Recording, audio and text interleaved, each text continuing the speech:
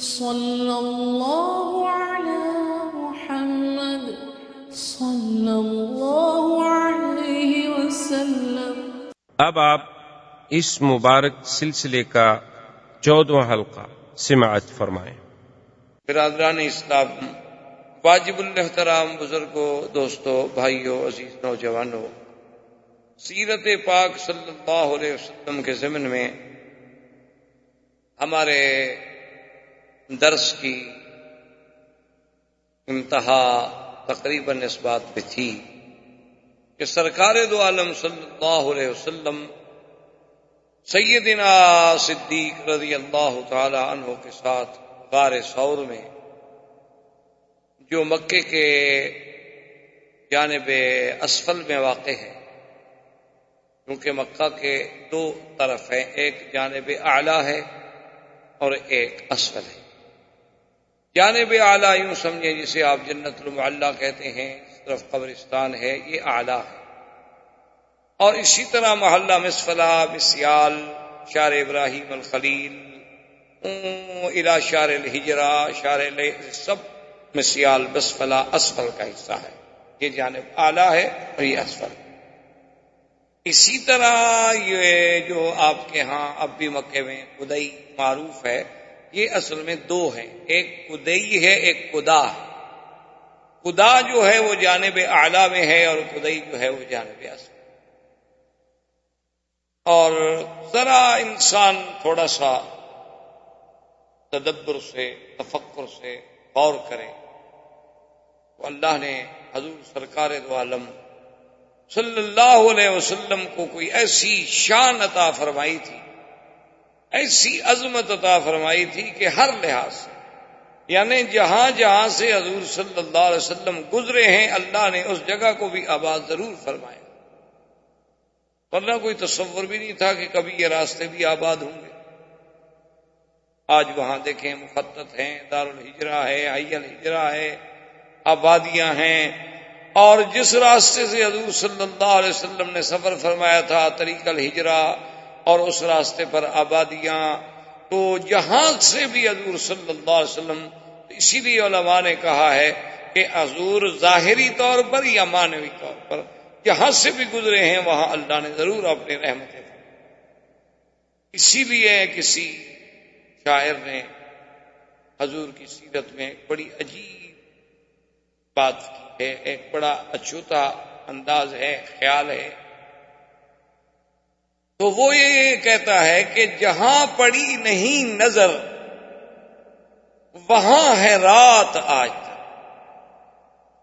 کہ جہاں حضور صلی اللہ علیہ وسلم کی نظر نہیں پڑی، ایمان نصیب نہیں ہوا، دولت ایمان نہیں ملی، تو جہاں پڑی نہیں نظر وہاں ہے رات آج تک، اور وہیں سحر ہوئی جہاں جہاں گزر گئے۔ اسی جگہ پہ اللہ نے روشنی کر دی، ظاہری بھی اور باطنی۔ یعنی اللہ نے ایسے تو نہیں فرمایا نا کہ ہم نے آپ کو اس وقت بھیجا ہے کہ جب قوم ضلال مبین، جب قوم ظلمات میں تھی، شرک و کفر کے اندھیروں میں غلطاں و پیچاں تھی، تو اس وقت ہم نے اپنے نبی کو بھیجا ہے کہ انہیں اس سے نکالے۔ اب حضور صلی اللہ علیہ وسلم یعنی جس راستے سے بھی گزر گئے ہیں، اللہ نے اس راستے کو بھی آباد، اور جس راستے سے حضور نے اعراض فرما دیا ہے، اللہ نے اس راستے کو کبھی آباد ہی نہیں۔ یہ اللہ کی شان ہے، اللہ کا نظام۔ ورنہ دیکھیں دنیا میں اور بھی تو پہاڑ ہیں بھائی، اسی مکے میں دیکھ لو کو پہاڑوں کی کمی ہے، تو مکہ ہے ہی پہاڑوں کا شہر۔ لیکن جس پہاڑ سے حضور کو نسبت ہوئی کہ غار حرا میں عبادت فرمائی، جبریل آیا، وحی آئی، آج تک وہ غار حرا تاریخ کا حصہ بنا۔ غار ثور میں حضور صلی اللہ علیہ وسلم نے ہجرت کی راتوں میں 3 راتیں قیام فرمایا، تو غار ثور تاریخ کا حصہ بن گئی قیامت تک، جب تک یہ دنیا قائم ہے غار ثور اور غار حرا کا نام قائم۔ اور دیکھیں کہ یہ تخطیط کون کر رہا تھا؟ آج تو آپ کے پاس بڑے بڑے انجینئر ہیں، بڑے بڑے وسائل ہیں، آپ کے پاس بڑی بڑی دوربین ہیں، آپ کوئی نقشہ بناتے ہیں، کوئی لائننگ کرتے ہیں تو بڑے آسانی کے ساتھ آپ اس کے ذریعے سے بڑی سیدھی لائن لے جاتے ہیں. لیکن ذرا آپ غور کریں کہ 1400 سال پہلے یہ کون سے وسائل تھے، کون سے ذرائع تھے، کون سے اسباب تھے کہ اگر عبادت کے لیے بیٹھتے ہیں مدنی پاک تو غار حرا میں، اور ہجرت کے لیے بیٹھتے ہیں تو غار ثور میں، اور آج بھی ان غاروں پہ کھڑے ہو جائیں اور راستے میں یہ مکان رکاوٹ نہ ہو تو سیدھا کعبہ نظر آتا ہے. یعنی اس غار سے نکل کے آپ کھڑے ہوں تو آپ کعبہ شریف نظر آئے. یہ تخطیط آخر کس نے، کیسے ہو گیا؟ اتفاق ہے. جیسے بعض کے ہم نے دہری منکرین خدا کہتے ہیں دنیا حادثہ ہے جی، ایک حادثہ ہوا اور اتفاق سے بن گئی، ایک اور حادثہ ہوگا بٹ جائے گی. عجیب حادثہ ہے کہ بھی قالین کا اپنی جگہ بچ گیا، کرسی اپنی جگہ چلی گئی، ٹیبل اپنی جگہ لگ گئے. یہ عجیب حادثہ ہے. ایسے حادثے تو پھر روز ہونے چاہیے کہ آدمی کو کام کرنے سے جان چھوٹ جائے، ہر چیز خود بخود اپنی جگہ خود بخود ٹھیک ہو جائے. یہ کیسا حادثہ ہے کہ آسمان اوپر چلا گیا، زمین نیچے چلی گئی؟ الٹ نہیں ہوا کہ آسمان نیچے آ جاتا اور زمین اوپر چلی جاتی. یہ عجیب حادثہ ہے کہ سورج کا اپنا مدار ہے اور چاند کا اپنا مدار ہے اور سیارات کا اپنا مدار ہے، کواکب کا اپنا مدار ہے. اصل میں یہ بات نہیں ہے، یہ جہل ہے. جب آدمی تھوڑا سا پردہ دل سے ہٹا لے تو سمجھ آتی ہے کہ اس خالق کائنات نے اپنے حبیب لبیب سیدنا محمد رسول اللہ صلی اللہ علیہ وسلم کے لیے سب کچھ جو ہے وہ تقدیر میں پہلے سے تخطیط کر دی تھی کہ میرے نبی نے یوں چلنا ہے، یوں بیٹھنا ہے، یوں اٹھنا ہے، اور یہ واقعات پیش آئے. اسی لیے تو زراحم نے جب دیکھا تھا نا تو ابی طالب سے کہا تھا کہ ان کو ساتھ نہ لے جاؤ. میں نے کہا کیوں؟ کہا ادارہ وقت لو، اگر ان کو روم والوں نے دیکھ لیا تو نہیں چھوڑیں گے، قتل کر دیں گے. اس نے کہا ولی ماذا؟ اس نے کہا تمہاری آنکھوں پہ ابو طالب پٹی پڑی ہوئی ہے، مکے سے سفر کر کے یہاں تک ساتھ آ رہے ہو اور تمہیں کچھ بھی نظر نہیں آیا. اب ذرا غور کر کے دیکھو کہ جہاں نبی چلتے ہیں اوپر بادل سایہ کر لے. جس درخت کے نیچے آگے بیٹھتے ہیں لوگ سائے میں بیٹھے ہیں، حضور دھوپ میں بیٹھتے ہیں تو درخت اپنا سایہ ادھر ڈال دیتا ہے. سائے والے دھوپ میں بیٹھے ہیں اور محمد مدنی صلی اللہ علیہ وسلم طرف سایہ چلا جا رہا. دیکھا یہ تم نہیں دیکھ رہے، میں نے تو ایک نظر میں دیکھ لیا، اور تم مکے سے ساتھ چل کے آ رہے ہو اور کہتے ہو کہ میں چچا ہوں، لیکن تم نے ان خصائص پہ غور نہیں کیا.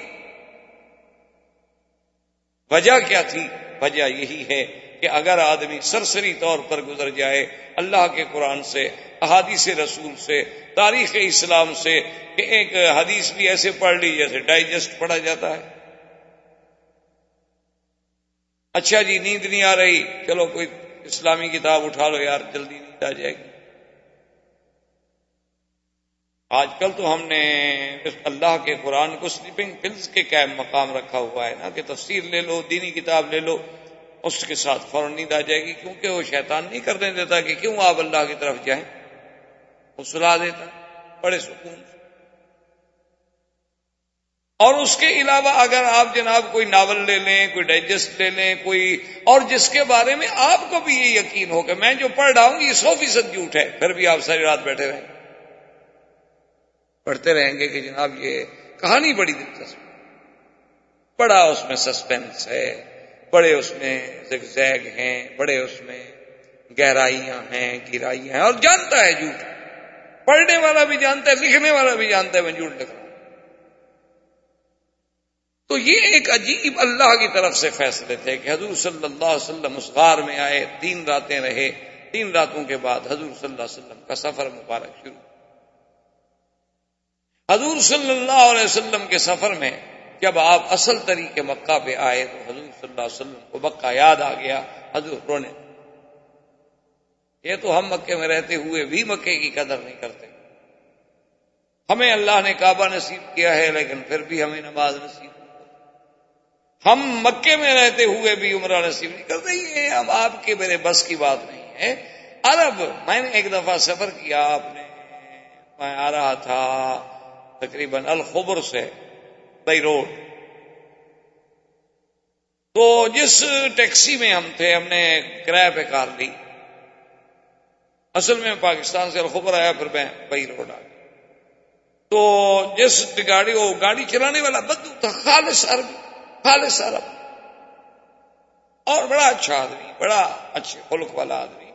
تو میں نے اس سے کہا کہ بھائی ذرا مہربانی کرنا کہ جب تم طائف سے جب گزرو گے تو یہ سیل کا طریقہ اختیار کرو گے یا اندر سے گزرو گے؟ اس نے کہا کہ نہیں، اندر تو پھر ہم بہت شہر میں الجھ جائیں گے، بعد یہ سیل والا راستہ. تو میں نے کہا ابھی جب میقات آئے تو ذرا گاڑی روک رہے ہیں، ہم نے تو احرام باندھنا ہے، تو پاکستان سے آ رہے ہیں. اس نے کہا کہ ٹھیک ہے. جب وہ جناب طائف کے قریب آیا تو نے کہا کہ جی مجھے تو نہیں پتا میقات کیا ہوتا ہے لیکن اب آپ خود ذرا ہوشیار ہیں، مجھے جہاں بتائیں گے میں گاڑی روک دوں گا. خیر میقات پہ آ گئے. میں نے اس سے کہا کہ تم میقات نہیں جانتے ہو، تم یہ مکے آتے ہو یا آج اتفاق سے؟ انہوں نے کہا نہیں، مہینے میں کم از کم 2 دفعہ 3 دفعہ 4 دفعہ تو مکے میں کبھی 2 دفعہ کبھی 4 دفعہ کبھی 1 دفعہ آنا ہوتا ہے. ٹیکسی ڈرائیور ہے، بڑی سواری مل جاتی ہے، آ جاتے. تو میں نے کہا تمہیں میقات کو مجھے تو نہیں پتا میقات کیا ہوتا. اس نے کہا واللہ میقات کی بڑی بات ہے، مجھے تو یہ نہیں پتا کعبہ کیا ہے. نے کہا میں نے تو کعبہ نہیں دیکھا. اب عرب ہیں، عرب میں رہنے والا ہے، اسی ملک کا باشندہ ہے، وہ کہتا ہے مجھے نہیں پتا کعبہ کیا ہے. اللہ کے بندے تو مکے، نے کہا مکے آتے ہیں، سواری اتاری، بس کہیں تھکے ہوئے تو جا کے کسی گاوے شاوے میں سو گئے، اٹھے دوسری سواری پکڑ چلے گئے، ہمیں تو نہیں پتا کعبہ کیا ہے. تو میں نے کہا کہ یار چلو آج ہمت ہی کر لو، آج ہی احرام باندھ لو. انہوں نے کہا احرام کیا ہوتا ہے؟ کہا ہم تمہیں بندوا دیں گے. خیر ہم نے احرام خریدا اس بیچارے کے لیے، اس کو سمجھایا، اس نے مہربانی کی، اسی تمہارے پر بڑا خوش ہو گیا کہ چلو الحمدللہ میں بھی کہہ سکوں گا کہ میں نے زندگی میں عمرہ کیا تھا. تو کعبہ شریف میں آیا، اسے نہیں پتا کہ حجر اسود کیا ہے، تو آپ کہاں سے شروع ہونا ہے، کوئی پتا. تو یہ ہمارے اصل بات یہ نہیں ہے کہ ہم نہیں جاتے یا ہمیں ٹائم نہیں ملتا، اصل بات یہ ہے کہ وہ آنے نہ دے تو ہم کیسے جائیں. وہ اپنے گھر میں نہ آنے، اتنا قریب رکھ کر بھی نہ آنے، سامنے بٹھا کے بھی نہ آنے دے. کتنے لوگ ہیں بستے لگا کے سامنے کھڑے رہتے ہیں، اذان ہو رہی نماز نہیں پڑھتے. حضور صلی اللہ علیہ وسلم کے روضے کے نیچے کھڑے ہوئے ہیں، بستے بچھے ہوئے ہیں، کپڑے بچھے ہوئے ہیں، چھپ کے کھڑے ہوئے ہیں کہ نماز کب ختم ہو اور ہم جگہ پر جائیں، ہمارا وہ جگہ جو ہے قبضے میں نہ آ جائے. حضور کے روضے کے نیچے کھڑے ہیں، کعبۃ اللہ کے سامنے کھڑے ہیں، سگریٹ ہاتھ میں ہے، انہیں کوئی پتہ ہی نہیں، کوئی سانس ہی. اچھا، اور اللہ کے کعبے میں جا رہے ہیں، جوتے پاؤں میں ہیں، بوٹ پہنے ہوئے ہیں، ٹک ٹک آواز آ رہی ہے، عورتیں ہیں، میک اپ ہے، سنگار ہے، پورا بدن نظر آ رہا ہے، نئے سے نئے فیشن کا جوڑا پہنا ہوا ہے، جیسے انارکلی میں گھوم رہی ہوں، شملے کی سیر پہ آئی ہوئی ہوں. بات نہیں، کوئی ایسی بات نہیں. بس احرام میں سفید کپڑا باندھ لیا، اس کے بعد جناب کچھ نہیں. یہ اصل بات یہ نہیں، اصل بات یہ ہے کہ اللہ قریب رہ کر بھی اگر ہمیں ان چیزوں کی قدر اور سمجھ نہ دے تو اس کا معنی یہ ہے کہ ہمیں اس نے ان چیزوں سے نعمتوں سے محروم رکھا. تو حدیث موجود ہے صحیح میں کہ فبکا رسول اللہ، حضور رو. سیدنا صدیق نے فرمایا، عرض کیا کہ ماذا یبکی کہ یا رسول اللہ، کیوں روئے؟ فرمایا کہ مکے کا راستہ دیکھ کے مجھے مکہ یاد کہ میں مکہ چھوڑ کے جا رہا ہوں. مکہ چھوڑ کے جانا کوئی معمولی سی بات تو نہیں. اسی لیے بعض علماء نے لکھا ہے کہ القیام فیہا سعادت والخروج منہا شقاوت، کہ جب تک اللہ مکے میں رہنا نصیب کرے اس کو سعادت سمجھے، اور اس کا نکلنا جو ہے وہ بدبختی کی علامت. اس لیے حکم ہے کہ خود نکلنے کی کوشش کبھی نہ. اللہ نہ رکھے نوکری ہے ختم ہو گئی تو ٹھیک ہے، معذوری ہے، مجبوری ہے، لیکن اس کی تمنا یہ نہ ہو کہ میں جاؤں. تو حضور صلی اللہ علیہ وسلم پر اللہ نے جبریل بھیجا، اللہ نے قرآن نازل کیا، ان الذی فرض علیک القرآن لرادک الی معاد.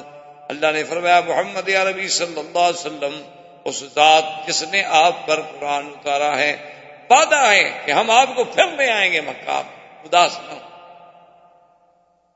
اس کے آگے حضور صلی اللہ علیہ وسلم چلے، رابق کے قریب پہنچے. اب تو آپ جب خط ہجرہ سے جاتے ہیں تو رابق تھوڑا ایک طریق پہ رہ جاتا ہے، لیکن پرانے راستے سے جائیں تو وہ گزرتا ہی رابق کے اندر سے تھا، بدر کے اندر سے، رابق کے اندر سے، مستورہ کے اندر سے. اب یہ راستہ جو ہے یہ اقرب تو ہے ہجرت کے، ہجرت کرا، کیونکہ حضور تو صحیح راستے سے نہیں گئے تھے نا، چھپ چھپ کے گئے تھے. اس لیے یہ وادی قدید ہے، وادی عصفان ہے، اسی طرح وادی خلیس ہے، اسی طرح آگے جا کے بیر استراحہ ہے، بدر صغرا ہے، بدر کبرا ہے، وادی تیمہ ہے، علی تیمہ ہے. یہ سب چیزوں کا ذکر جو ہے کتابوں میں موجود ہے، جو حضور کے زمانے بھی یہ وادی اسی نام سے، بالکل اسی نام سے آج تک وہ حدیث میں کتاب میں نام موجود ہیں. اسی طرح وادی صرف ہے، یہاں بی بی میمونہ کا مزار ہے. تو حضور صلی اللہ علیہ وسلم جب آگے گئے تو سیدنا ابو بکر فرماتے ہیں کہ میں نے دیکھا کہ پیچھے سے کوئی سوار گھوڑا دوڑا کے آ رہا ہے. تو میں نے حضور صلی اللہ علیہ وسلم کی خدمت میں عرض کیا کہ یا رسول اللہ کوئی آدمی پیچھے آ رہا ہے ہمارے تعاقب میں، کیونکہ اتنا تیز گھوڑے دوڑانے کی کیا ضرورت ہے؟ بلا آدمی جب جنگل میں ہو، صحرا میں ہو، تو اکیلا کیوں گھوڑا دوڑاتا پھرے؟ ایک آرام سے چلتا ہے نا، ایک رفتار سے میں سفر کروں. لیکن اس کا آنا اس تیزی سے دلیل ہے کہ وہ کوئی اچھی بات نہیں ہے، کوئی ہمارے تعاقب میں ہے. اور حضور صلی اللہ علیہ وسلم پڑھ رہے تھے. اس کے بعد حضرت صدیق فرماتے ہیں میں نے پھر عرض کیا تو حضور نے ایک ہی جواب دیا کہ ما ظنک باثنین اللہ ثالثہما. ابو بکر تمہیں کیا غم ہے؟ جن دو کے ساتھ تیسرا خدا ہو، ہمیں کیا ڈر؟ اللہ جو ہمارے ساتھ ہے. اب حضرت ابو بکر رضی اللہ تعالیٰ عنہ فرماتے ہیں کہ وہ سوار اتنے قریب آ گیا کہ اگر وہ اپنا نیزہ پھینکتا نا تو ہمیں مار سکتا تھا. تو میں نے پھر عرض کیا، میں نے کہا کہ یا رسول اللہ وہ تو بالکل ہمارے سر پہ آ گیا ہے، ہمارا مخالف دشمن. آپ نے فرمایا ابو بکر کیوں غم کرتے ہو؟ ما ظنک باثنین اللہ ثالث. اللہ جو ہمارے ساتھ ہے تو غم کا کیا مطلب؟ بس اتنی دیر گزری کہ سراقہ کہتے ہیں کہ یکدم میرے دونوں گھوڑے کے اگلے پاؤں جو تھے وہ زمین میں دھنس گئے اور میں گر گیا. کہتے ہیں واللہ ما سکت عن فرس فی حیاتی، مجھے خدا کی قسم میں تو زندگی میں کبھی گھوڑے سے نہیں گرا تھا، میں تو شاہ سوار آدمی. عرب کے لوگ تو گھوڑے کے شاہ سوار ہیں، گھوڑا، اونٹ، شکار، باز، شکرا، یہ سب ان چیزوں کے تو بادشاہ ہیں کیونکہ ساری زندگی ان سے کھیلے ہیں. تلوار، نیزہ، تیر اندازی، یہ تو ان کے یعنی جوہر تھے. ان کا بچہ جو ہے وہ تو کھیلتا تلوار سے تھا، خنجروں سے. یہ تو اب ہے نا ماشاءاللہ کہ وہ کمپیوٹر سے، ویڈیو سے، فلموں سے کھیلتا ہے. تجھ کو بتاؤں میں تقدیر عمر کیا ہے، شمشیر و ثنا اول طاؤس رباب. اب ہماری انتہا اس میں. اسی لیے اقبال نے کہا تھا نا کہ کیا خوب امیر فیصل کو سنوسی نے پیغام دیا، تو نام و نسب کا حجازی ہے پر دل کا حجازی بن. تو آج وہ بچہ جو کبھی تلوار کی جھنکار پہ سوتا تھا، آج وہ مغنیہ کے گانے کی آواز پہ سوتا. اس لیے شورش کاشمیری اللہ اس کی قبر پہ رحمت کرے، تو ان کا ایک عجیب سا جملہ ہے. وہ کہنے لگا کہ جب جہاز کے سیڑھیوں پہ کھڑے ہوئے میں نے نظر ڈالی تو میں نے کہا کہ مولا یہ وہی قوم ہے عرب، یہ وہی قوم ہے کہ جن کی ابتدا ام اسماعیل سے ہوئی تھی اور جن کی انتہا ام کلثوم پہ ہو گئی. یہ وہی ہے کہ ان کی ابتدا تو سیدنا اسماعیل کی اماں سے ہوئی تھی کہ وہ اسماعیل کو لے کے آئیں، زمزم نکلا، یہاں عرب آباد ہوئے. اور انتہا ان کی کیا کہ بڑے سے بڑا مفسر قرآن بھی مر جائے، 10,000 آدمی جنازے میں نہیں آتا. مغنیہ مر گئی، لوگ مر گئے، لوگ مر گئے جنازے میں. حیرت ہوتی ہے، سمجھ نہیں آتی کہ کیا ہو گیا قوم. کس طرح قومیں اس طرح مسخ ہو جائیں گی قومیں کہ ایک فاسقہ، فاجرہ، زانیہ سب پڑھ رہے ہیں کہ یہ زانیہ ہے، فاسقہ ہے، فاجرہ ہے. ایک غیر محرم اب مرد کے ساتھ ہوٹلوں میں داد عیش دے رہی ہے، مرد 20 لاکھ آدمی سڑک پہ کھڑا. کیا ہو گیا ہے قوم کو؟ کیوں ہم سب میراثی بن گئے؟ ہمیں کیا ہو گیا؟ ہماری میراث تو یہ نہیں تھی. تو اب حضور صلی اللہ علیہ وسلم کے تعاقب میں آنے والا سراقہ یہ رابق کا سردار تھا. اس کو پتہ چل گیا تھا کہ ابو جہل نے اعلان کیا ہے کہ جو محمد مصطفیٰ صلی اللہ علیہ وسلم اور ابو بکر کو پکڑ کے لائے گا تو 100 اونٹنی انعام میں ملے گی. وہ 100 اونٹنی کے لیے دوڑ رہا تھا کہ 100 اونٹنی کے اس زمانے میں کوئی معمولی قیمت تو نہیں. وہ کہتا ہے کہ میں تو زندگی میں کبھی گھوڑے سے نہیں گرا تھا، اور پھر گھوڑے کے پاؤں وہاں دھنس رہے ہیں کہ نیچے کوئی ریتیلی زمین ہی نہیں ہے، وہ تو کنکر والی زمین. میں حیران ہوا. خیر گرا، اٹھا، کپڑے جھاڑے. اس کے بعد پھر میں نے گھوڑے کو کھینچا، مہمیز دی تو گھوڑے نے پاؤں نکالے. پھر میں گھوڑے پہ بیٹھا، پھر میں نے گھوڑا دوڑایا.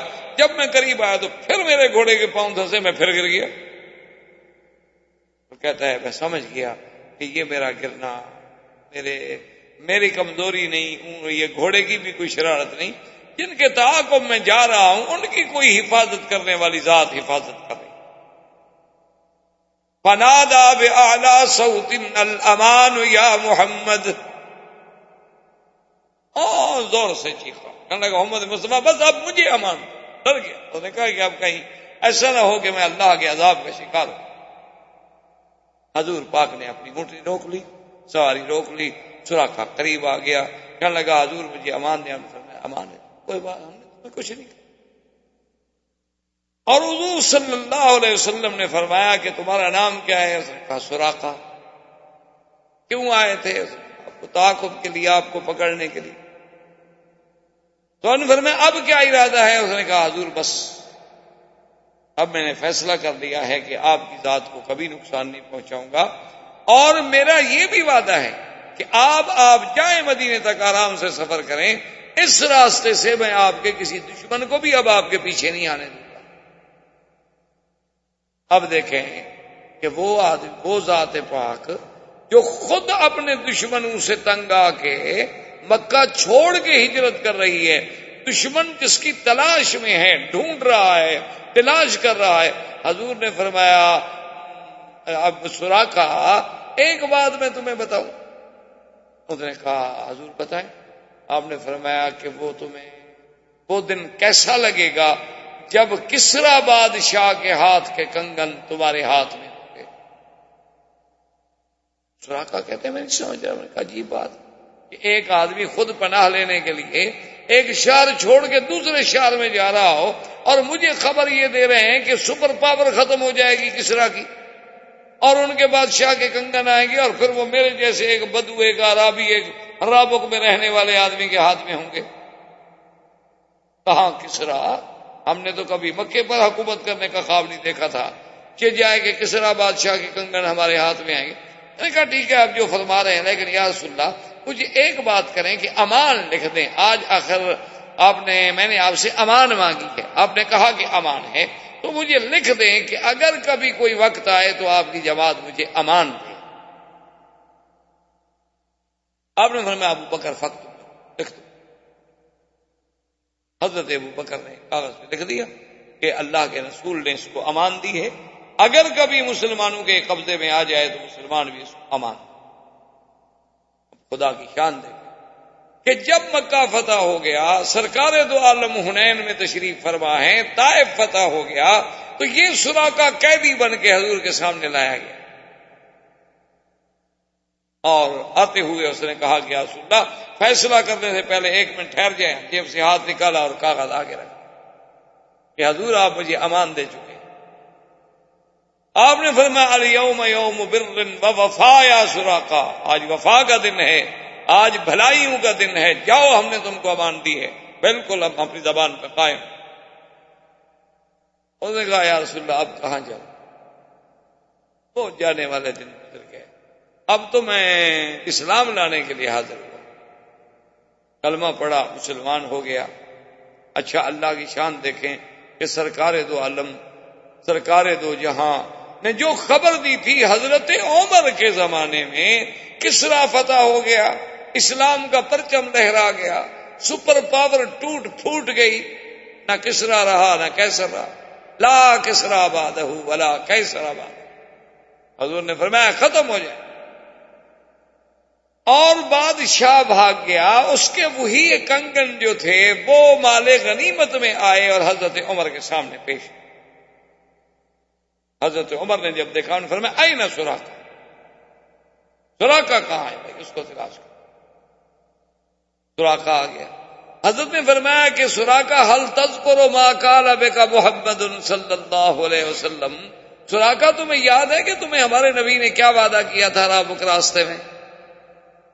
انہوں نے کہا یاد ہے امیر المومنین۔ انہوں نے فرمایا تھا کہ کسرا کے جو سواری کسرا، اس کے ہاتھ کے کنگن جو ہوں گے وہ تمہارے ہاتھ میں ہوں گے۔ تو میں نے فرمایا کھڑے ہو جاؤ، میں اپنے ہاتھوں سے تمہیں پہناتا ہوں تاکہ میرے مدنی کی بات پوری ہو جائے، اور تم سارے صحابہ میں چل کے ان کو یہ دکھاؤ اور بتلاؤ کہ اللہ کے نبی نے کیا کہا۔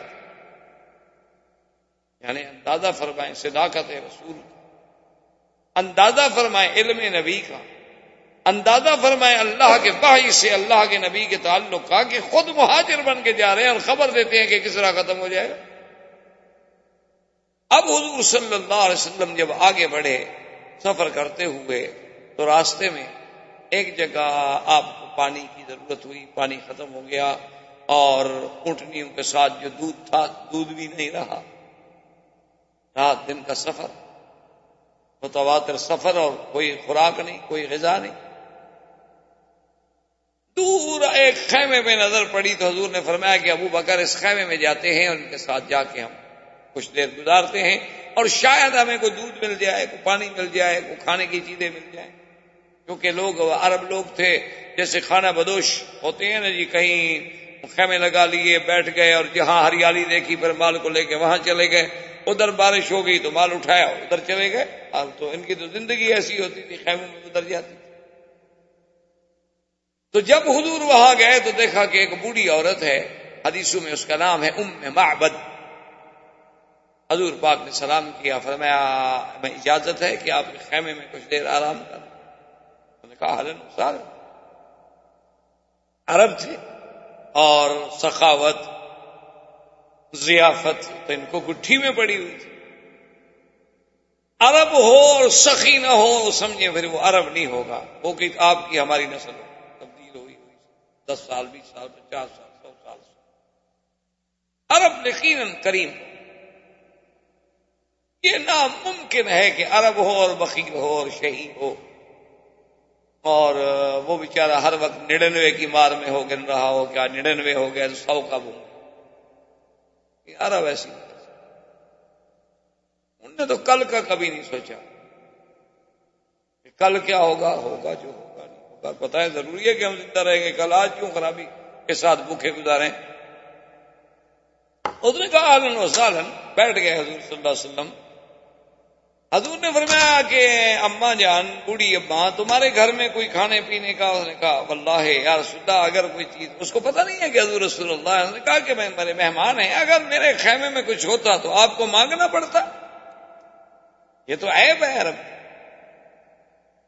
اسی لیے قرآن نے سیدنا ابراہیم صاحب نے پڑھا ہے نا کہ جب مہمان گئے تو بس ملنے کے فوراً بعد اور اس وقت واپس آئے کہ ایک بچڑا ذبح کر کے بھون کے پکا کے جناب ایک بڑا گوشت سامنے رکھا، فقربہ الیہم فقال الا تاکلون، آؤ بھائی کیوں نہیں کھاتے ہو؟ حالانکہ دیکھیں اللہ کے نبی تھے، اچھا پوچھ لیتے پہلے ذرا تفصیل ہو جاتی تو نہ بچڑا ذبح کرنا پڑتا، نہ تکلیف کرنی پڑتی، نہ گوشت پکانا پڑتا۔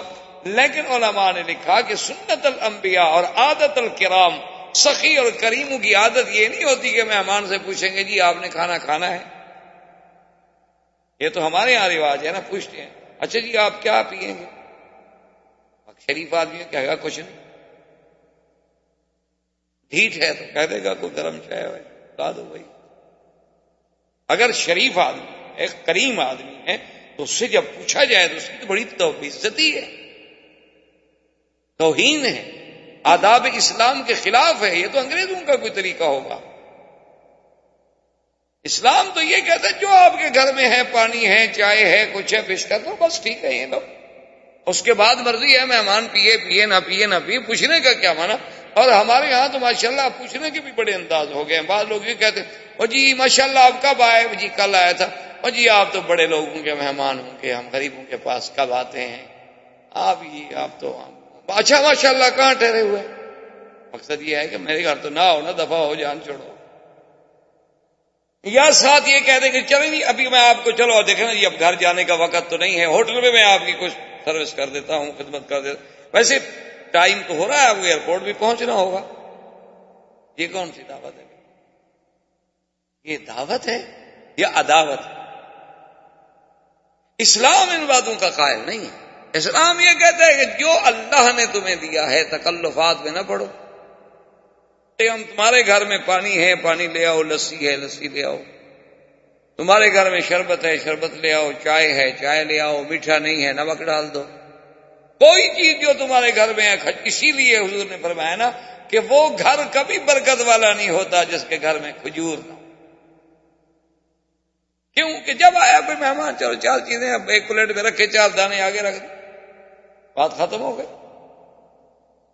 اسی لیے عربوں کی صفت میں یہ شامل تھا کہ کھجور، زیتون، یہ چیزیں ہمیشہ عرب کے گھرانوں میں موجود ہوتی ہیں۔ کیوں؟ یہ ایسی چیز ہے کہ جب آؤ تیار ہے، کچھ کرنا نہیں پڑتا، زیتون نکالا، چار دانے رکھے اور روٹی کا ایک ٹکڑا رکھا، پیش کر دیا۔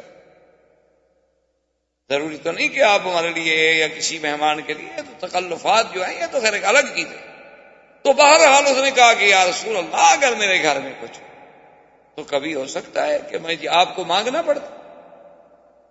آپ نے فرمایا اچھا یہ جو دور بکری بیٹھی ہوئی ہے، اس نے کہا حضور یہ تو بیمار ہے بیچاری، یہ تو ریوڑ کے ساتھ بھی نہیں گئی، میرا خاوند جو ہے وہ مال مویشی لے کے چرانے گیا، یہ تو چل نہیں سکتی، کھڑی بھی نہیں ہو سکتی۔ آپ نے فرمایا چلو نہ کھڑی ہو سکے تمہاری اجازت ہے کہ ہم دودھ نکال لیں؟ وہ بوڑھی ہنسنے لگی، کیا کہہ رہے؟ حضور صلی اللہ علیہ وسلم تشریف لائے اور اس بکری کے پشت پہ آپ نے ہاتھ پھیرا اور اس کے بعد آسمانوں کی طرف نظر اٹھائی کہ اللہ تیرا نبی آج مہمان ہے اور پیاسا۔ اسباب کی حد تک تو ہم بکری کے پاس آ گئے ہیں، لیکن دودھ دینے والا تو ہے نا۔ اور اس کے بعد حضرت ابوبکر فرماتے ہیں کہ حضور خود بیٹھ گئے اور کہتے ہیں کہ میں تو حیران ہو گیا کہ ماشاءاللہ حضور تو بکری کا دودھ نکالنا بھی جانتے ہیں، کیونکہ یہ دودھ نکالنا جو ہے بکری کا، گائے کا، یہ فن ہے نا۔ ہمارے بچے تو خیر بیچارے کیا سیکھیں گے، ان کا گزارا تو مرائی پہ ہے، علی پہ سعودیہ پہ، ان کو کیا پتا دودھ بھی کبھی نکالا جاتا ہے۔ ان کے لیے تو یہ بڑا یعنی ایک عجیب سا کھیل ہوگا، دیکھنے کے لیے بڑے انجوائے کریں گے اگر دیکھیں کہ بھی کیسے جانور کا دودھ نکالا جاتا ہے۔ وہ بیچاروں نے کبھی اپنا دودھ نکلتا ہوا نہیں دیکھا ہوگا۔ تو خیر بہرحال تو حضور نے بڑے آرام سے کیوں بیٹھے اور برتن دونوں ٹانگوں میں پھنسایا اور بڑے پیار سے اس کو کھینچا۔ تو وہ کہتے ہیں وہ تو ایسے اتنی زور زور سے دودھ کی لاٹیں لگ رہی تھی جیسے ماشاءاللہ کوئی تندرست بکری بھی اتنا دودھ نہ دے۔ برتن بھر گیا تو میں اور لے آؤ، اور برتن بھر گیا تو میں اور لے آؤ، اور برتن، جتنے خیمے میں برتن تھے، جتنی ہمارے ساتھ تھے، سب۔ آپ وہ عورت دیکھ رہے کیا ہو؟ حضور نے خود پیا، آپ کے ساتھی نے پیا، دلیل نے پیا، ام معبد نے پیا۔ حضور نے فرمایا ابو بکر کو تھوڑا سا ساتھ رکھ لو، باقی سب ام معبد کو دے دو، یہ اپنے گھر میں رکھ لے۔ اور اس کے بعد حضور نے اجازت مانگی اور کہا کہ اچھا ماں تمہارا بہت شکریہ کہ ہم نے تمہارے خیمے کی چھت کے نیچے وقت گزارا ہے، سائے کے نیچے بیٹھے ہیں، ہم نے تمہارے برتن استعمال کیے ہیں، ہم نے تمہاری بکری سے دودھ لیا ہے، ہم تمہارے بہت شکر گزار ہیں، اور کبھی تمہیں حاجت ہو مدینے میں کبھی گزرو تو وہاں آنا اور ہمیں ملنا۔ میرا نام محمد بن عبداللہ ہے، محمد رسول اللہ ہے، کہہ کے حضور چلے گئے۔ بعض روایات میں ہے کہ حضور نے نام نہیں بتایا، بس حضور نے خیریت پوچھی، کہا اور اس کا شکریہ ادا کیا، چلے گئے۔ تھوڑی دیر گزری تو ام معبد کا خاوند آیا گھر میں، دیکھا کہ گھر میں تو سارے برتن دودھ سے بھرے ہوئے ہیں، دیکھا ام معبد میں ملا ہی رہا تھا، یہ کہاں سے آ گیا؟ اس نے کہا بیٹھو، اس نے کہا بیٹھو ابو معبد بیٹھو، آج تو میرے گھر میں کوئی ایسے مہمان آئے تھے، خدا کی قسم میں نے ایسے تو کبھی زندگی میں بھی نہیں۔ اور محدثین، تمام دنیا کے محدثین علماء جو ہیں، ام معبد نے جو حضور کا نقشہ کھینچا ہے نا، جو حضور کا جمال، کمال، صفت، خلق، سیرت، صورت بیان کی ہے، دنیا کا کوئی صحابی بیان نہیں کر سکتا۔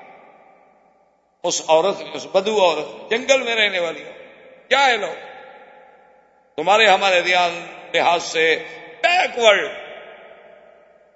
بالکل جاہل، لیکن جو اس نے حضور کا حلیہ کھینچا ہے نا جی، اس نے کہا کہ میں نے تو آج ایک ایسا آدمی دیکھا ہے، بلا بالطویل البائن، کا قد کوئی اتنا لمبا بھی نہیں تھا کہ لمبا نظر آئے، عیب والا لگے، کیونکہ زیادہ لمبا ہو جائے، حد سے زیادہ ہو جائے تو پھر وہ بھی تو ایک عیب بن جاتا ہے، وہ حسن نہیں رہتا۔ ولا بالکثیر، اور نہ اتنا چھوٹا قد تھا کہ حضور کے قد جو ہے وہ، بلکہ درمیان میں اور اتنے اعتدال والا اور طول کی طرف ابھرتا ہوا۔ ولا بالابیض الامحق، اور نہ حضور کا رنگ ایسے تھا کہ بالکل خالص انڈے کی طرح سفید ہو۔ ولا بالاسمر، اور نہ حضور کا رنگ ایسے تھا کہ جسے ہم سانولا کہہ سکیں، بلکہ الابیض مائل الی الحمرۃ، کہ ایسا سفید جس میں سرخی کی ایک جھلک ہو، آمیزش۔ انہوں نے کہا جب ایسا حلیہ بیان کیا اور نے کہا، اور اسی نے یہ بکری پہ ہاتھ رکھا، تو اس کے خاوند نے کہا کہ ام معبد، معلوم ہوتا ہے یہ وہی محمد عربی ہے جس کو مکے والے ڈھونڈ رہے، یہ تو وہی اللہ کا رسول تھا، ہم تو خوش نصیب ہیں کہ ہمارے خیمے میں محمد بدری اترے۔ اور اس کے بعد حضور صلی اللہ علیہ وسلم نے اپنا سفر مبارک جاری رکھا، اور مدینے والوں کو یہ تو پتا تھا کہ آقا انعامدار آنے والے ہیں، لیکن یہ پتہ نہیں تھا کہ کب چلے ہیں مکے سے، کب آئیں گے۔ ٹیلی فون تو تھا نہیں کہ کوئی ٹیلی فون پہ بتا دیتا۔ اب مکے والے کیا کرتے جناب، مدینہ منورہ والے کے بوڑھے، عورتیں، بچے، حتیٰ کہ یہودی، بنو قینقاع، بنو نذیر، بنو قریظہ، ان کے بڑے بڑے راہب، ان کے بڑے بڑے پڑھے لکھے لوگ، سب باہر نکل کے آتے وہ مقام جس کو کہتے ہیں ثنیۃ الوداع۔ آج بھی مدینہ شریف میں مقام موجود ہے ثنیہ۔ اسی لیے شاہ فہد نے، اللہ جزائے خیر دے، کہ انہوں نے جو حرم شریف میں مدینہ مسجد نبوی کے لیے ایئر کنڈیشن، جو سینٹرل ایئر کنڈیشننگ کا جو سب سے بڑا وہاں انہوں نے لگانا تھا، فیکٹری اس کا پلانٹ لگانا تھا، تو وہ حرم کے قریب ایک جگہ تھی جہاں لگا رہے تھے۔ تو خادم الحرمین نے کہا کہ نہیں بالکل اس جگہ مت لگائیں، کیونکہ ہو سکتا ہے کہ گاڑیوں کا دھواں اور کوئی پٹرول کی بو اور ڈیزل کی بوئیں کھینچیں اور وہ کسی دوسری ہوا کے ساتھ مل کے حضور کے حرم کے اندر مسجد نبی میں چلی جائے، تو یہ ادب کے خلاف ہوگا۔ اس کو آپ دور لے جائیں اور اسی مقام پہ لے جائیں جہاں سے حضور آئے تھے، تاکہ وہیں سے ٹھنڈی ہوا آئے۔ اس عقیدت کو کبھی ہم نے بھی سوچا ہے، جنہیں ہم وہابی کہتے ہیں، ہمارے نزدیک تو یہ وہابی لوگ ہیں نا، نبی کو مانتے ہی نہیں۔ نبی کو تو صرف ہم انڈو پاک والے مانتے ہیں، جن کا گزارا ہی ماشاءاللہ قوالیوں پہ ہے یا بجرے پہ، قال رسول اللہ، جنہیں کبھی نصیب ہی نہیں ہوتا۔ ہم نے تو یہی دیکھا ہے، جب یا پتہ نہیں ہماری کو بدقسمتی ہوگی، میں تو ایک دفعہ گیا وہاں معین الدین اجمیری رحمۃ اللہ علیہ کی مزار پہ بھی فاتحہ پڑھ لوں، خواجہ نظام الدین اولیاء رحمۃ اللہ علیہ کی مزار پہ فاتحہ پڑھ لوں، اسی طرح اپنا اور بزرگوں کے مزارات پہ وہاں جانے کا اتفاق ہوا۔ ہم تو جب گئے وہاں یا قوالیاں ہیں یا ڈھول ہیں یا دھمال ہیں، یا ہماری بدقسمتی اس دن کوئی خاص مصیبت ہو تاکہ ہم جلتے ہوئے جائیں۔ تو اب جناب یہ مدینے والے لوگ جو تھے، تو یہ سارے نکل کے اسی ثنیۃ الوداع کے پہاڑ پہ آ کے چڑھ کے دور دور دیکھتے بیچارے، جب دھوپ شدید ہو جاتی لوٹ جاتے، جبھی آج تو نہ آئے۔ اور دیکھیں خدا کی قدرت ہے کہ جب حضور صلی اللہ علیہ وسلم تشریف لائے تو سب سے پہلی نظر جو ہے ایک یہودی دور سے، اس نے کہا یا اہل المدینہ ھذا مطلوبکم، وہ جس کے لیے تم کھڑے ہو نا وہ آ رہا۔ تو مدینے والے جناب ایسے خوش ہوئے۔ اس لیے ایک صحیح حدیث مبارک میں ہے، صحابی فرماتا ہے کہ واللہ، کہتا ہے خدا کی قسم ہے، ما رأینا اضواء یوم، ہم نے اتنا روشن دن کبھی نہیں دیکھا، وہ دن جس دن محمد پاک مدینے میں تشریف لائے، ایسا روشن دن ہم نے نہیں دیکھا کہ معلوم یہ ہوتا تھا کہ آج 2 سورج اترے، ایسی روشنی، ایسا مدینے پہ چمک، ایسا مدینے کی فضا میں نور۔ اسی لیے عرب لڑکیاں، بچیاں جو تھیں، اور وہ حضور کے استقبال میں، حتیٰ کہ امام بخاری رحمۃ اللہ علیہ بھی نقل کیا ہے کہ کھڑی کہہ رہی ہیں طلع البدر علینا من ثنیۃ الوداع وجب الشکر علینا ما دعا للہ داعی، کہ طلع البدر علینا، آج 14ویں کا چاند آ گیا، ان عرب کی بچیاں ہیں نا، یہ نہیں کہا طلع الہلال طلع القمر، کیونکہ وہ تو ناقص ہوتا ہے. چاند کب مکمل ہوتا ہے؟ جب 14ویں کی رات میں پورا ہو تو پھر بدر کہلاتا ہے. انہوں نے حضور کو بدر سے تشبیہ دی، قمر سے نہیں تشبیہ دی، ہلال سے نہیں تشبیہ دی. کہ جیسے بدر کامل ہے، میرے مدنی کی نبوت بھی کامل ہے کہ آپ کے بعد نبی کوئی. حضور صلی اللہ علیہ وسلم تشریف لائے اور مقام قبا، جیسا آج بھی یہاں مسجد قبا ہے، یہ سب سے پہلا حضور کا قیام ہے جہاں حضور پاک نے قیام فرمایا. تو یہ مسجد قبا جہاں بنی ہوئی ہے، بالکل عین اسی جگہ بیٹھے، اور بیٹھنے کے بعد جو پہلا حکم دیا وہ یہی تھا کہ فوراً مسجد. لَمَسْجِدٌ أُسِّسَ عَلَى التَّقْوَى مِنْ أَوَّلِ يَوْمٍ أَحَقُّ أَنْ تَقُومَ فِيهِ رِجَالٌ يُحِبُّونَ أَنْ يَتَطَهَّرُوا. اللہ نے فرمایا کہ میرا مدنی وہ مسجد جس کی بنیاد تقوی پہ رکھی گئی پہلے دن سے، اس مسجد کا حکم دینے والے کون ہیں؟ محمد صلی اللہ علیہ وسلم. اور مسجد جناب یہ تو کوئی لینٹر وغیرہ تو نہیں ڈالنے تھے، وہ تو سادی سی مسجد تھی نا جی، بس چھوٹی سی دیوار اور اس کے بعد چھڑیاں، کھجور کے ستون اور اوپر چھڑیاں ڈال کے، تو سب صحابہ لگے ہوئے ہیں اور 2 دن میں مسجد بن گئی. تو حضور صلی اللہ علیہ وسلم سوموار، منگل، بدھ، خمیس 4 دن آپ نے قباء میں قیام فرمایا. اس کے بعد حضور پاک نے مدینے کے لیے روانگی اختیار کی. جس دن حضور روانہ ہوئے وہ جمعہ کا دن، اور حضور صلی اللہ علیہ وسلم ابھی مدینہ منورہ میں نہیں پہنچے تھے، راستے میں تھے. بنی عامر ابن عوف میں یا بنی سالم ابن عوف، ایک ہی بات. تو وہاں جمعہ کا وقت ہو گیا. تو سب سے پہلا جمعہ جو ہے، پہلا خطبہ جو حضور نے دیا ہے وہ اسی جگہ میں ہے، قباء اور مدینے کے درمیان، بنی سالم ابن عوف. اچھا، ویسے حضور کے آنے سے پہلے بھی جمعہ شروع ہو گیا تھا. حضور صلی اللہ علیہ وسلم کے آنے سے پہلے، بلکہ اسلام آنے سے پہلے بھی اسد ابن زرارہ کے ہاں لوگ جمع ہوتے تھے. اور جمعہ کا نام جو ہے وہ لؤی ابن کعب حضور کے دادا گزرے، ان نے زمانہ جاہلیت میں رکھا تھا، ورنہ اس کا نام یوم العروبہ تھا، اس کا نام یوم الجمعہ نہیں تھا. یہ جمعہ کا نام انہوں نے رکھا. اور پہلا جمعہ مدینے میں پڑھا ہے تو اسد ابن زرارہ نے، اور پھر سرکار دو عالم، سرکار دو جہاں رحمت للعالمین صلی اللہ علیہ وسلم نے ہجرت کے بعد پہلا جمعہ جو پڑھا ہے بنی سالم ابن عوف میں، اور جمعہ پڑھانے کے بعد حضور پھر روانہ ہوئے.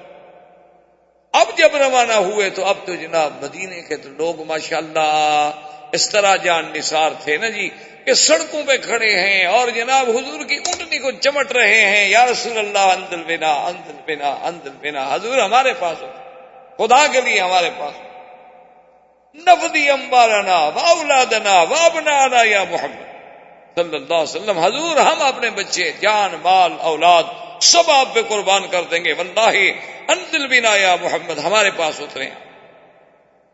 سب مدینے والے جناب، سب لوگ. اسی لیے امام مالک رحمت اللہ علیہ فرماتے ہیں کہ تمام دنیا کے شہروں میں سے سب سے افضل جو ہے وہ مدینہ، حتیٰ کہ وہ مکے سے بھی افضل سمجھ. تو امام مالک رحمت اللہ علیہ کی جہاں اور دلائل ہیں، وہاں ان کی سب سے بڑی دلیل یہ ہے، وہ کہتے ہیں کہ ساری دنیا کے شہر جو ہیں، حتیٰ کہ مکہ جو ہے وہ بھی تلوار سے فتح ہوا ہے.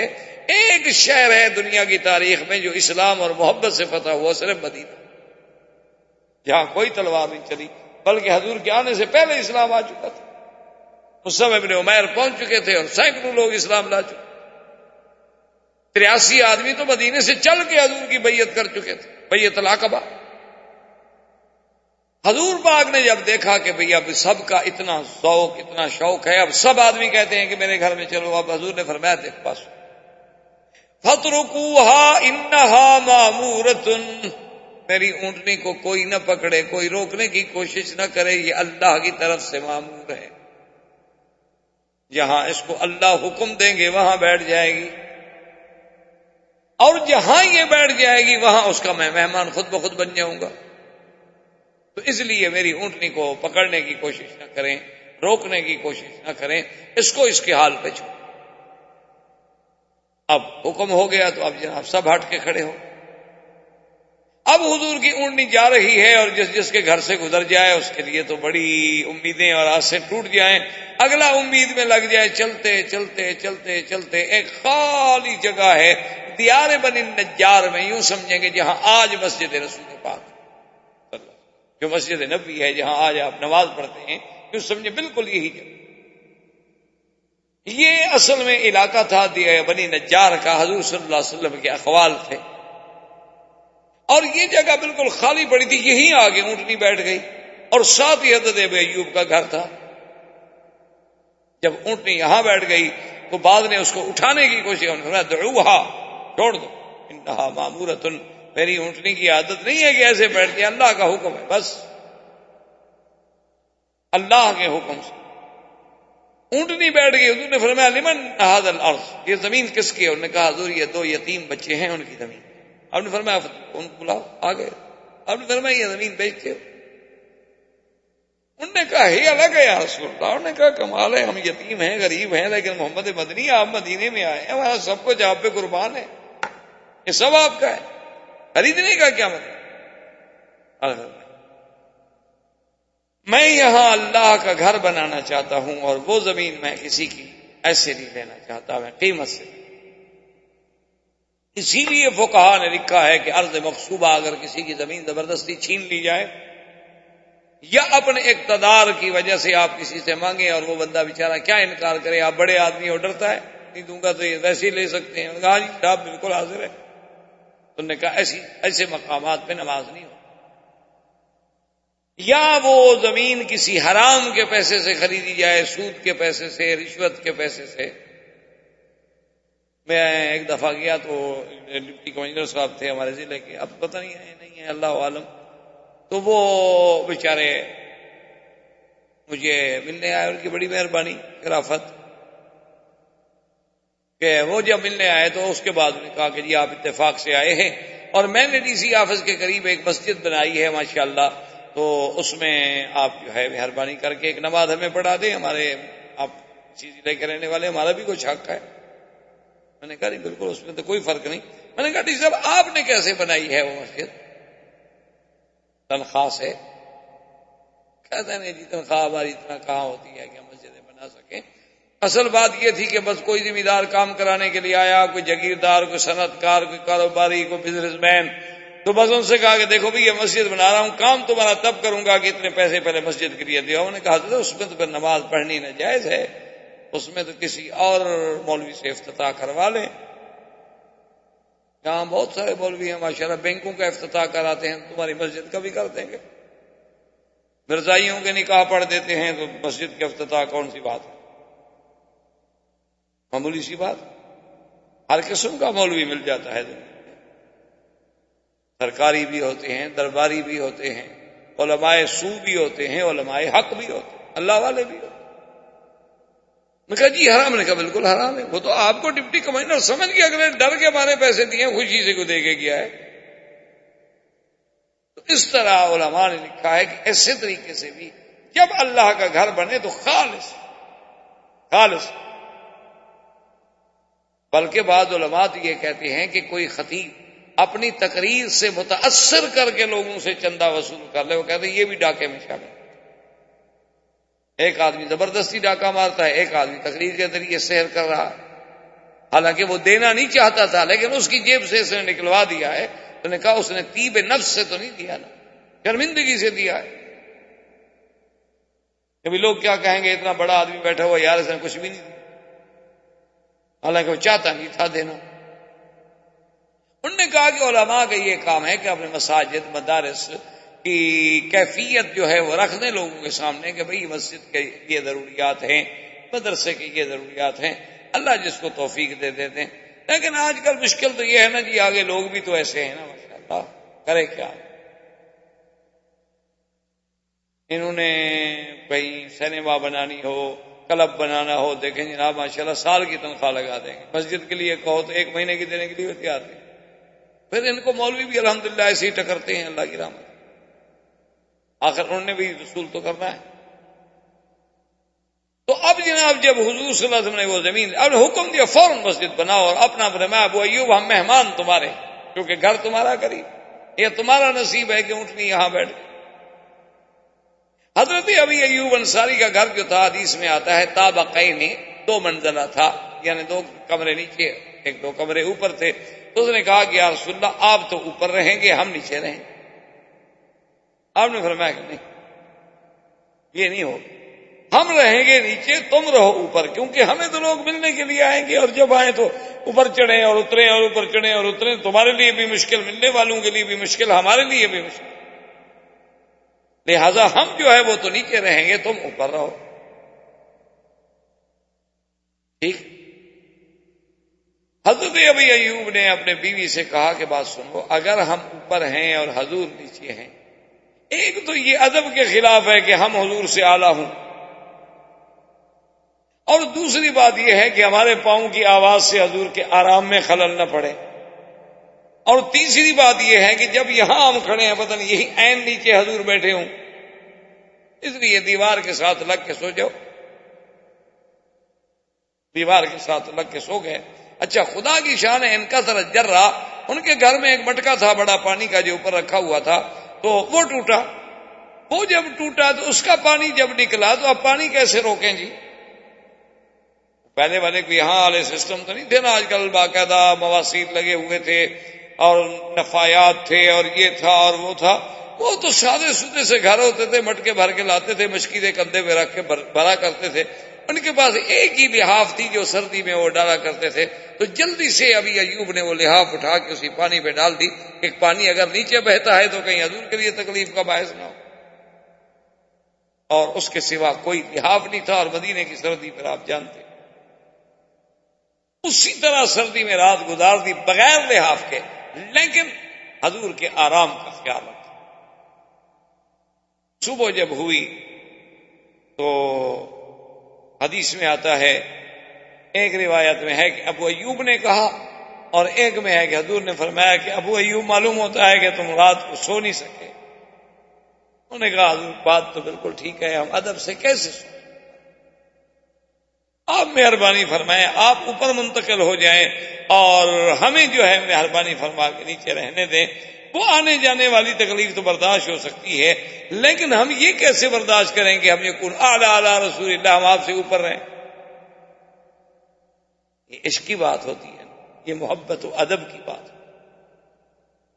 اور صحابہ میں جتنی ادب تھا اس کا تو سوچا بھی نہیں جا سکتا. اسی لیے ایک صحابی فرماتے ہیں کہ میں نے ایک شخص سے پوچھا کہ حل انت اکبر ام رسول اللہ کہ بھئی تم بڑے ہو یا حضور. ہم پوچھ لیا جاتا ہے ایک سوال ہوتا ہے عمر میں یعنی آپ عمر میں بڑے ہیں یا حضور صلی اللہ علیہ وسلم پر زیادہ ہے. اب اس میں پوچھنے والے کے دماغ میں یہ قطعاً تصور ہی نہیں ہو سکتا کہ نعوذ باللہ وہ کوئی شان میں تقابل کرائے. کون نبی کے شان کا مقابلہ کرے. وہ جانتا ہے کہ اللہ کے نبی کے شان کا مقابلہ وہ تو صرف یہ پوچھ رہا ہے باعتبار سن باعتبار عمر کے کہ بھئی تم عمر میں بڑے ہو یا حضور پاک بڑے ہیں. دیکھیں ادب کا تقاضا کتنا پیارا جواب دیتا ہے. اس نے کہا ورسول اللہ اکبر وانا اقدم منہ میلادا کہ بڑے تو میرے حضور ہیں لیکن پیدا میں ان سے پہلے ہوا. اندازہ کریں اس شخص نے یہ لفظ بھی گوارا نہیں کیا کہ یہ کہتے کہ میں بڑا ہوں.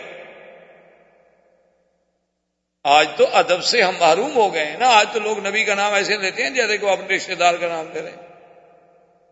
اتنی گستاخی اتنی بے ادبی کہ اور عاشقوں کا یہ عالم تھا کہ اگر ہزار بار بشویم دہن بمشک و گلاب ہنوز نام تو گفتن کمال بے ادبیست. مولانا جامی کہتا ہے یا رسول اللہ 1000 دفعہ اگر میں اپنے اس منہ کو عرق کے گلاب سے دھو کے تمہارا نام لوں پھر بھی ڈر لگتا ہے کہیں بے ادبی نہ ہو جائے میری گندی زبان سے. نام محمد مصطفیٰ کیسے لوں. یہ عشق کی بات. ورنہ نام تو لیتے تھے صحابہ بھی پڑھتے تھے. یہ مقام عشق تھا. یہ مقام ادب تھا، یہ مقام محبت تھا کہ حضور صلی اللہ علیہ وسلم کے اوپر ہم کیسے رہیں بھی، حالانکہ حکم تو حضور کا تھا، آپ نے فرمایا کہ اوپر چلے جاؤ۔ تو حضور صلی اللہ علیہ وسلم نے مسجد نبوی میں یہ سب سے یعنی پہلی مسجد قباء، اور اس کے بعد جو مسجد ہے وہ مسجد نبی ہے، مسجد رسول اللہ صلی اللہ علیہ وسلم۔ اور وہ مسجد بھی کیا تھی؟ کچی دیوار اور کچی اینٹیں، حتیٰ کہ ایک حدیث میں آتا ہے کہ سب صحابہ جب اٹھا رہے تھے تو ایک ایک لبنہ، اما عمار فانہ یحمل لبنتین، کہ حضرت عمار جو تھے وہ دو اینٹیں اٹھا۔ جب حضور نے دیکھا نا ان کی اینٹیں تو آپ نے فرمایا عمار، آپ نے دعا دی کہ بارک اللہ لکا، اور اس کے بعد کہا عمار لیکن بات یہ ہے عمار تقتلہ فئۃ الباغی، تمہیں ایک باغی جماعت قتل، یعنی ایک طرف اتنی بڑی خبر ہے، ایک طرف دعا بھی، اور علماء نے کہا اسی میں یہ بھی دعا تھی نا، حضور اس کی شہادت کی خبر دے رہے ہیں، اور شہادت کا مرتبہ وہ کتنا عظیم مرتبہ۔ اور دوسرا حضور یہ بھی بتلا رہے تھے کہ تم علامت و حق کو باطل کی، کہ تمہارے قتل کرنے والے باغی ہوں گے اور تمہاری اعانت کرنے والے حق پہ ہوں گے، کہ تم جیسے آج اللہ کے گھر بنانے میں اتنے ذوق شوق سے لگے ہوئے ہو نا، اسی طرح اللہ تمہیں علامت بنا دیں گے، الفارق بین الحق والباطل۔ تو حضور صلی اللہ علیہ وسلم کی مسجد، اور اس کے ستون کیا تھے؟ کھجور، چھت کیا تھی؟ کھجور کی چھڑیاں،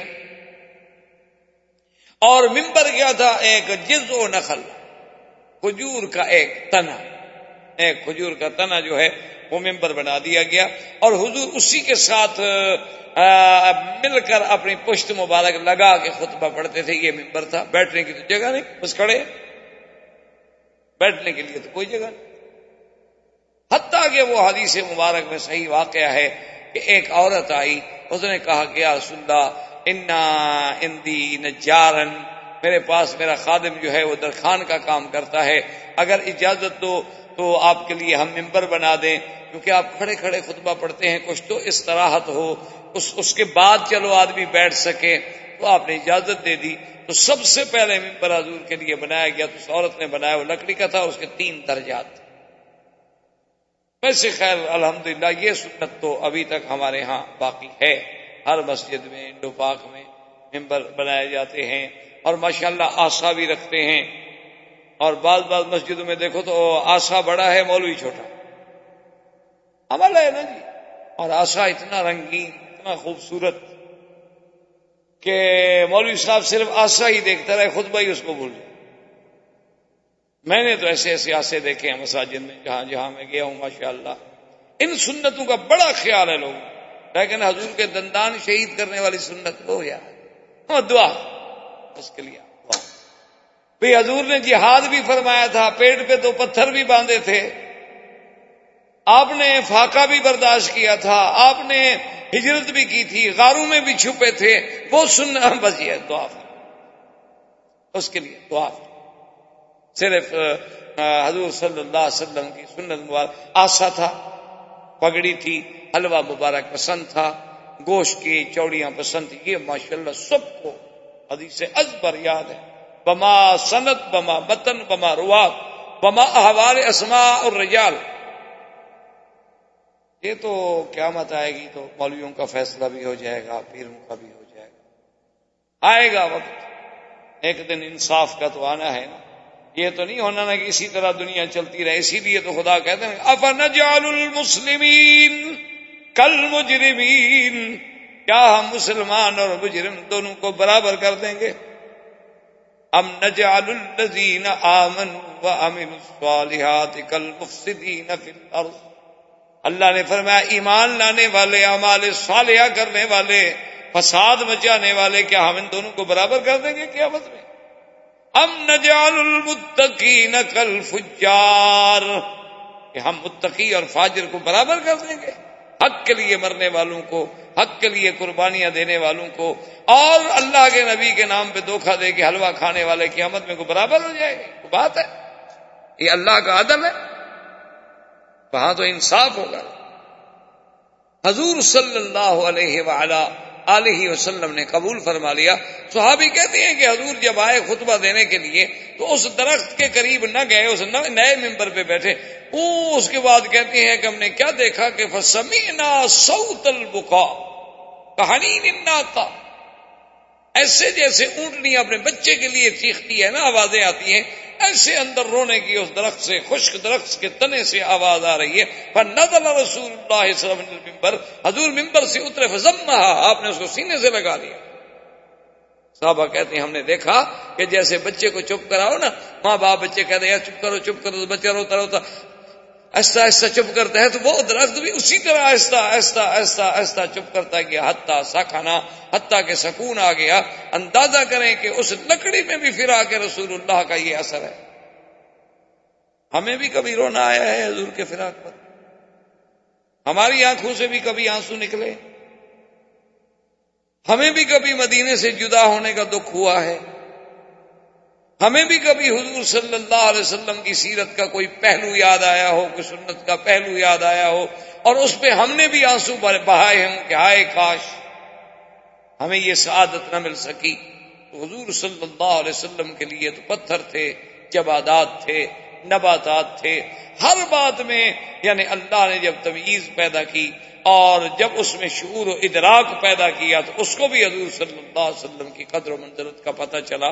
تو حضور صلی اللہ علیہ وسلم ہجرت کے بعد مدینہ منورہ میں پہنچے، اور مدینہ منورہ میں مسجد کے قیام کے بعد پھر حضور نے احکامات جاری فرمانے شروع فرمائے۔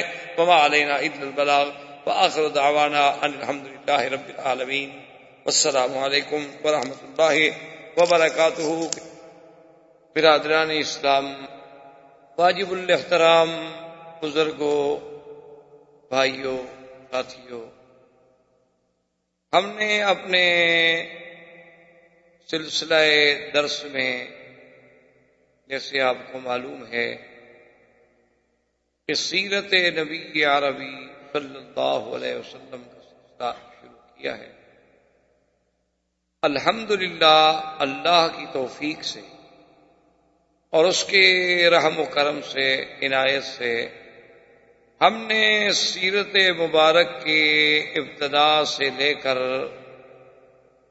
تقریباً حضور صلی اللہ علیہ وسلم کا ہجرت کا فرمانا، سرزمین مکہ مکرمہ سے ہجرت اور مدینہ منورہ کے ورود تک کا بیان تقریباً اختصار سے ہم کر چکے۔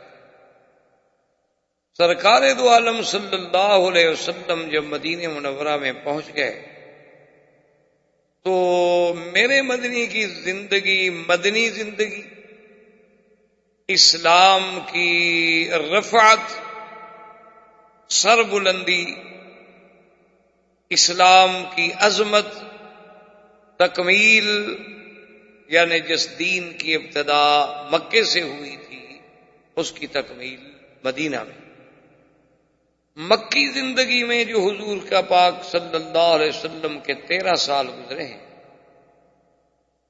اس 13 سالہ دور میں کوئی احکام، کوئی شریعت کے بارے میں اوامر، نواہی، احکام، حدود یا آسان مسائل سمجھ لیں، نماز، روزہ، حج، زکوٰۃ، یہ کوئی حکم نہیں اترا۔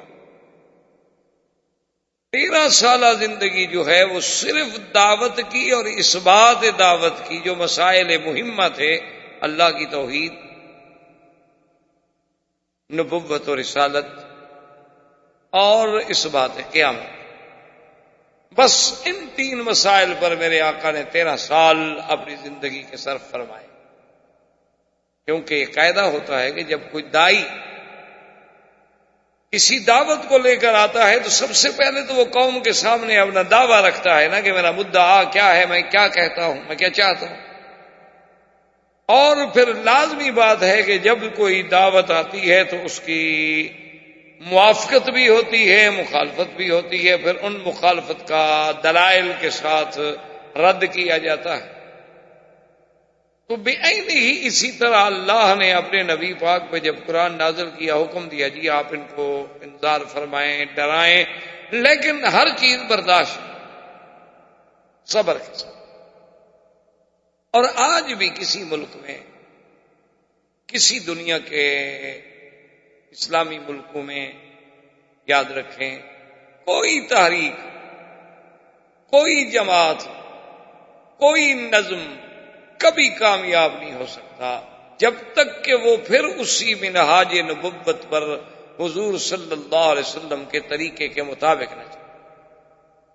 اسلام کا اصول ہے، اسلام کا انقلاب کوئی انقلاب فرانس نہیں ہے، اسلام کا انقلاب کوئی انقلاب روس نہیں ہے، اسلام کا انقلاب کوئی جزوی انقلاب نہیں ہے کہ چلو معاشی مسئلے میں ایک انقلاب برپا کر دیا بس، اس کے بعد تو ان کے پلے میں کچھ نہیں۔ اسلام تو ایک ایسا جامع، کامل، مانے، مکمل مذہب ہے کہ وہ تمام سراپا چیزوں پہ انقلاب لاتا ہے، کہ عقیدے میں انقلاب، عمل میں انقلاب، شکل میں انقلاب، اقتصادیات میں انقلاب، نظم حکومت میں انقلاب، یعنی پورے نظام، پورے ڈھانچے کو بدل دیتا ہے۔ یہ نہیں ہوتا کہ آدھا اس کو بھی چلنے دو، آدھا اس کو بھی چلنے دو، نہ، اسلام ایک کامل چیز۔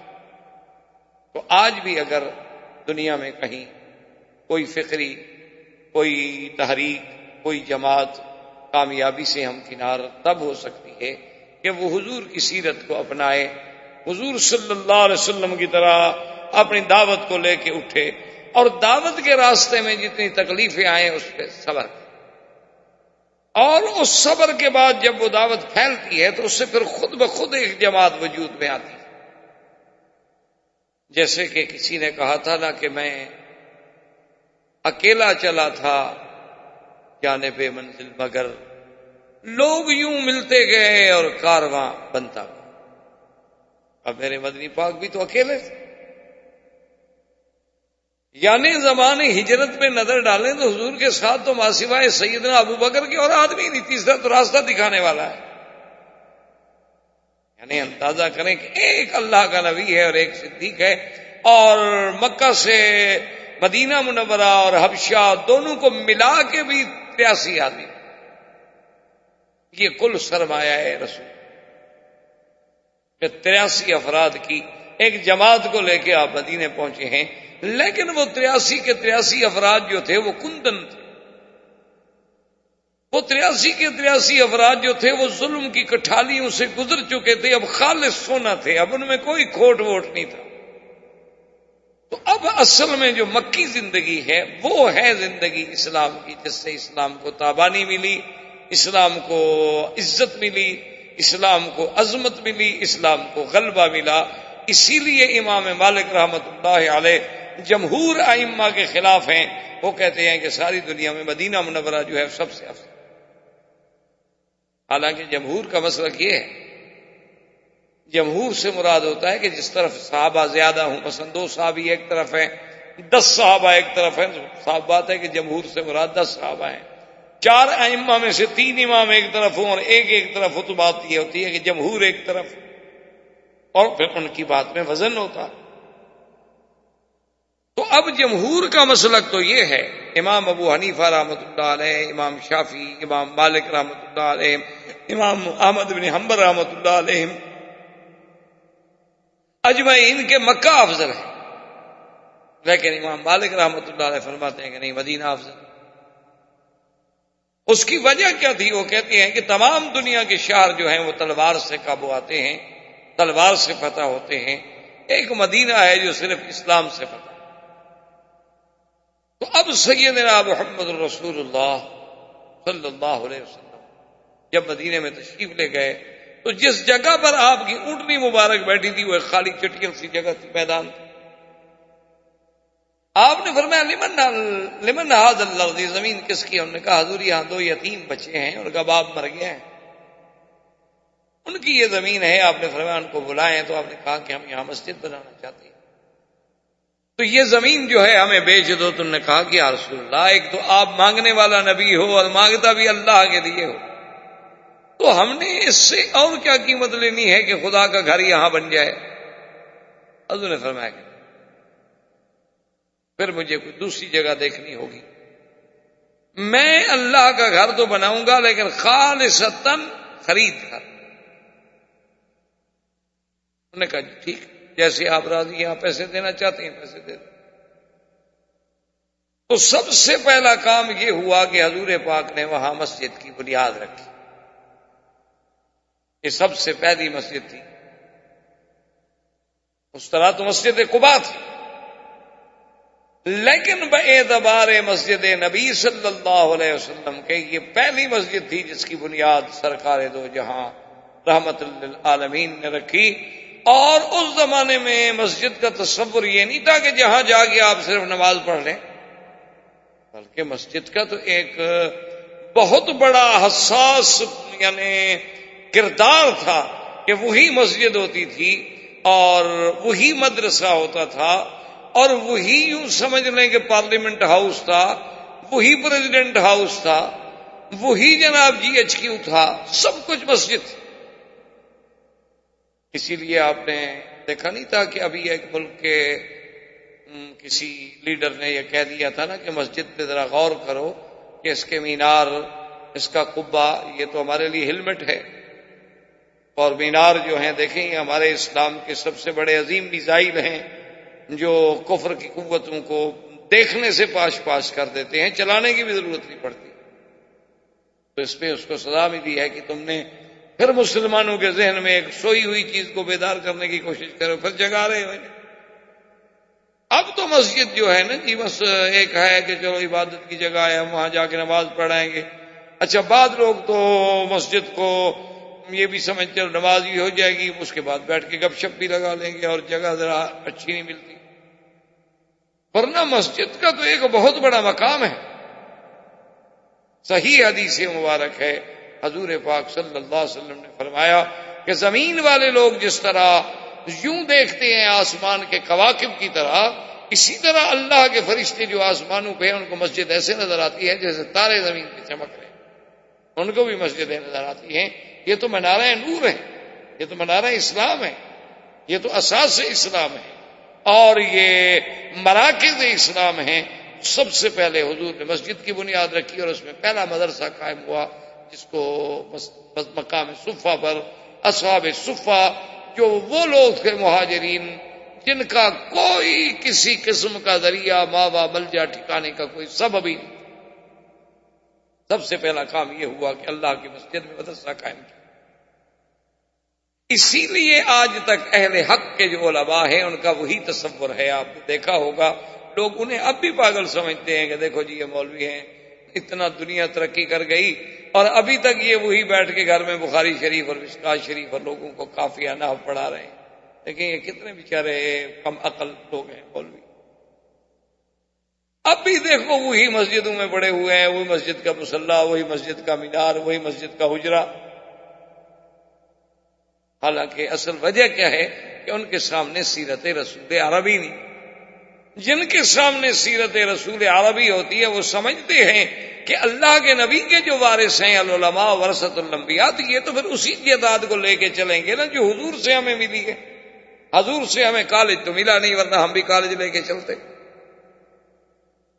حضور سے ہمیں کوئی کانوینٹ سکول نہیں ملے، کوئی چیفز کالج نہیں ملے، کوئی اپنا جو ہمیں پرائمری سکول نہیں ملے، ہمیں تو یہ ملا یا مسجد ملی یا دین کا مدرسہ ملا۔ تو اللہ نے جہاں موقع دیا ہم نے مسجد بھی بنائی، مدرسہ بھی بنایا، تو وارث تو وہی چیز دے کے چلے گا نا جو اس کو مورث سے جائیداد بھی ملی ہے۔ کسی کو باغ ملا، کسی کو زمین ملی، کسی کو جائیداد ملی۔ اب جن لوگوں کے مقدر میں ہے ہی مسجد و مدرسہ تو اور کیا جائیداد لے کے غریب آگے جائیں؟ آپ ان کو برا کہیں، آپ ان کو دقیانوسی کہیں، آپ ان کو پرانے خیالات کا آدمی کہیں، آپ کی جو مرضی ہے، لیکن ان کے پلے میں تو یہی میراث ہے۔ اگر اسی طرح پرانے ہونے کا دماغ آ گیا تو پھر تو کل کوئی دہریہ یہ بھی کہہ سکتا ہے ان کا خدا بھی بہت پرانا ہو گیا، ہزاروں سال گزر گئے تو خدا بھی نہیں ڈھونڈے، اور ان کا نبی بھی بہت پرانا ہو گیا، 1400 سال گزر گئے، ابھی تک ایک لیڈر پہ کھڑے۔ وہ تو یہ بھی کہے گا بھئی ان کا کعبہ تو بہت ہی پرانا ہو گیا، وہ تو زمین پیدا ہوئی تو کعبہ آ گیا۔ تو پھر اگر آپ نے پرانی چیزیں ساری چھوڑنی ہے تو پھر آپ کی مرضی ہے، ورنہ ہم تو مجبور ہیں، ہمارے دامن میں میراث رسول کے علاوہ اور کچھ چیز ہم کریں تو کیا کریں، ہم مجبور ہیں، آپ ہمیں معذور سمجھیں۔ بجائے اعتراض کرنے کے. لیکن ہر آدمی کوئی لاڈمی کالے کا وارث ہے، اس کا قانون لے کے چل رہا ہے.